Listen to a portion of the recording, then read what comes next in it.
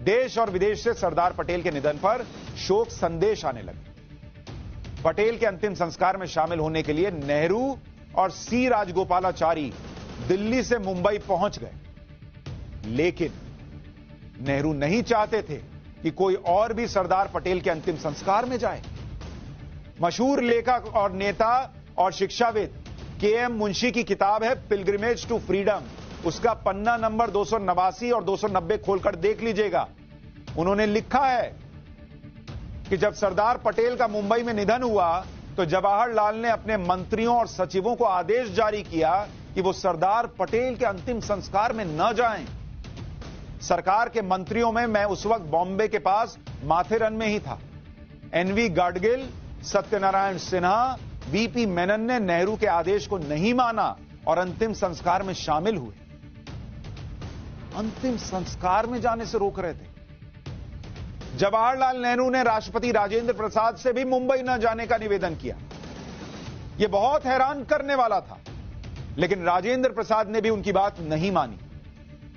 KM. Munshi ने अपनी इसी किताब में लिखा है कि नेहरू का मानना था कि राष्ट्रपति को किसी कैबिनेट मंत्री की अंत्येष्टि में हिस्सा नहीं लेना चाहिए, इससे गलत परंपरा शुरू हो जाएगी। क्या पटेल सिर्फ कैबिनेट मंत्री थे? इस देश के लिए उनका इतना बड़ा योगदान और राजेंद्र प्रसाद को नहीं जाना चाहिए था, लेकिन नेहरू रोक रहे थे। हालांकि अच्छी बात यह है कि राजेंद्र प्रसाद वहां गए और सी राजगोपालाचारी और राजेंद्र प्रसाद ने वहां पटेल की चिता के पास भाषण भी दिया, जिसमें राजेंद्र प्रसाद ने कहा कि सरदार के शरीर को अग्नि जला तो रही है, लेकिन उनकी प्रसिद्धि को दुनिया की कोई अग्नि जला नहीं सकती।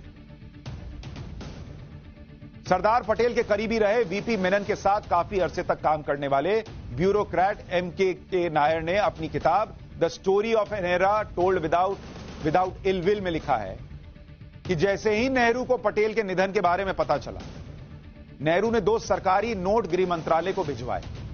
ये नोट वीपी मेनन के पास पहुंचे तो उस वक्त गृह मंत्रालय के सचिव थे वो।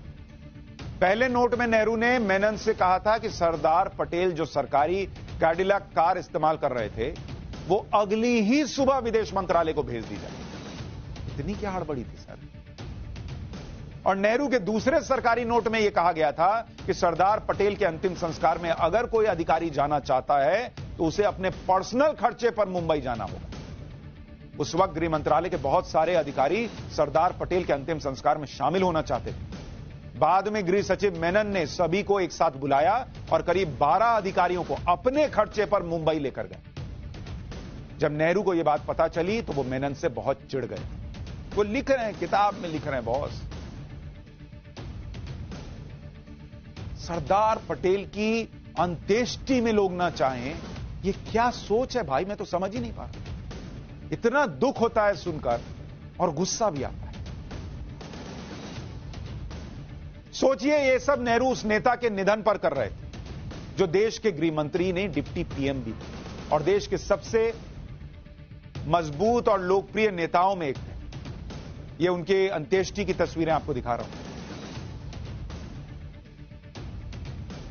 हैरान रह जाएंगे कि इसमें ये इतनी भीड़ ना हो, इतने लोग ना हो, ये भी कोई चाह रहा होगा, सोच रहा होगा। ऐसा कोई सोच सकता है?